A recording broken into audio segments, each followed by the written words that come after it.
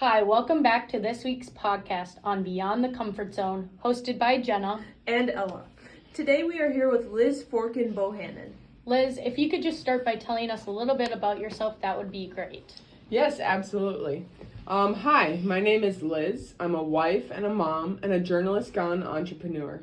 I'm the co-founder and CEO of the global socially conscious fashion brand called Sesco Designs that is creating community and opportunity for thousands of women in Uganda, the U.S., and across the globe.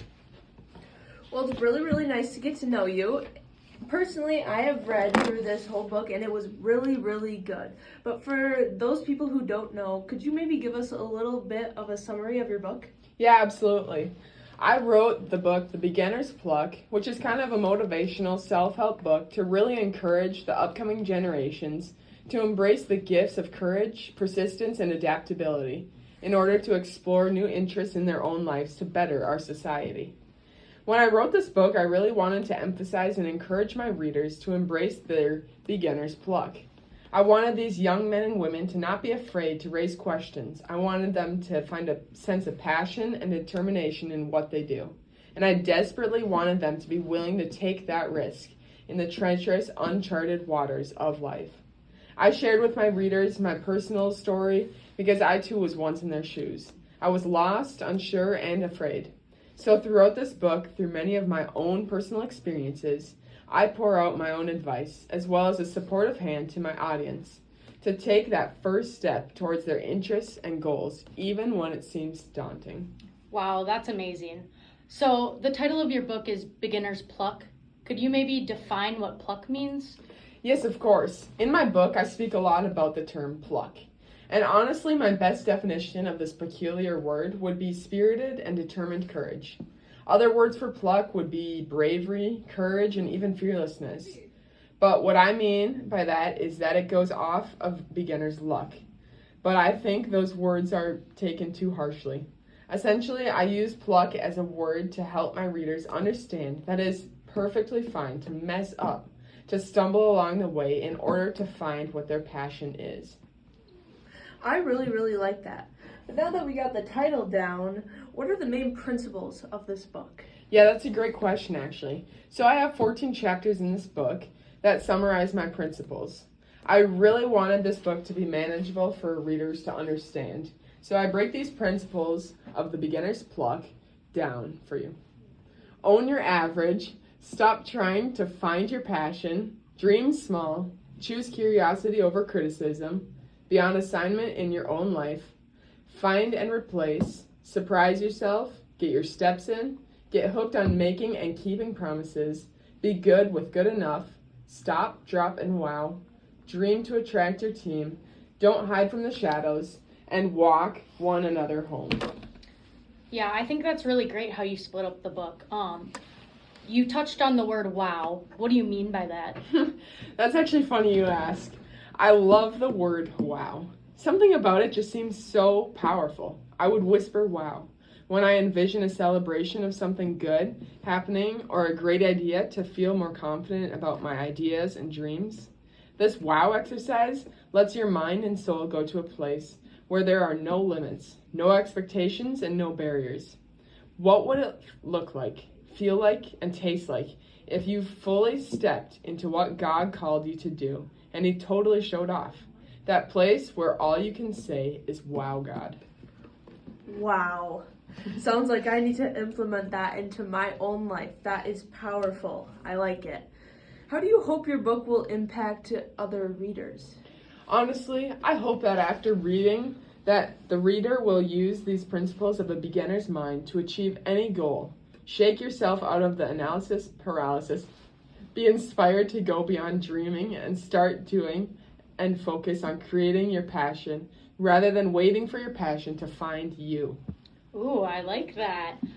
Now, kind of switching gears a little bit here, what was the turning point in your life for you to write this book? Well, honestly, I started to notice this really interesting thing started to happen. And that was when I started to ask myself the same questions over and over again. The question was, I had kept repeating in my head, started to contribute to the kind of sense of I'm overwhelmed, I'm behind, I'm not where I should be, etc. What I ended up realizing is that actually the things I believe in most deeply not only are not the things that you are hearing, but the exact opposite in a lot of instances.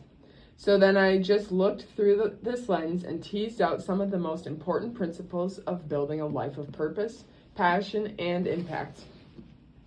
Now, one of the main topics that you really touched on in this book is resilience. How do you feel personally people can maintain resilience when facing a major setback? Yeah, so one of the major points I touch on is the importance of embracing a beginner's mindset. Being a beginner does not mean you won't face struggles or setbacks. It means you are open to learning from those things and you are not discouraged when they arise. Mistakes and setbacks should not be looked at as failures, but as opportunities to grow. Maintaining a beginner's mindset through those experiences within your life helps you to stay open through the difficulty. I like how you define that. Now, again, shifting gears, did anyone besides yourself inspire you to write this book? Yeah, I was thinking about this question before I got on the show. But honestly, when I think about it, no one really has, other than myself. This whole adventure began as we built Sesco Designs from nothing after I had moved to Uganda. I was passionate about creating opportunities for women, along with my personal growth throughout all of this. And I wanted to share my personal growth and experiences with others to help give them the starting blocks in this crazy and confusing world. Wow, that is a true testament to truly what this book is about. In what ways do you think people can sustain long-term change and growth after reading your book? Yeah, that's a great question. One of the things that helped me through my journey was embracing the process of becoming. Growth is always a continuous process, and I think it is so important to see yourself as always growing. This is a way better approach compared to always expecting immediate results and transformation. I think it is so vital to just fully embrace all of the highs and lows of personal growth and development. It will not be a pretty ride all the time, that's for sure. And I'm sad to say, but you will always have room to grow. In order to thrive, you will need to be stretched in uncomfortable ways to allow for more growth and success in every aspect of your life. Honestly, long-term change will only come from being committed to the journey and not just the end result. As we're nearing the end here, Liz, what do you think that the three main takeaways for readers to hold with them are? Yeah, to be honest, there are so many different things you could take away from this book, making it great for all kinds of readers. To answer your question, the first thing would be you don't have to have it all figured out to start. Embrace the uncertainty of life, despite the fear of not knowing. Trust that the answers will come through action. Which leads me into my second point. Resilience is the key to growth. Now, I touched on this a little bit already, but to circle back, growth is not a linear process and setbacks are inevitable. But how we choose to respond to these challenges is what defines our ability to succeed. This brings me to my third point. You are capable of more than you think. Trust your abilities and believe in yourself. Take those risks and push yourself out of your comfort zone. Honing in on these three skills, I believe, is a very practical framework to achieve your goals and is exactly what I would want readers to take away from this book. Wow, that was great. Thank you for being on Beyond the Comfort Zone, Liz. It was really great having you. Yes, thank you so much for having me. All right, have a great day.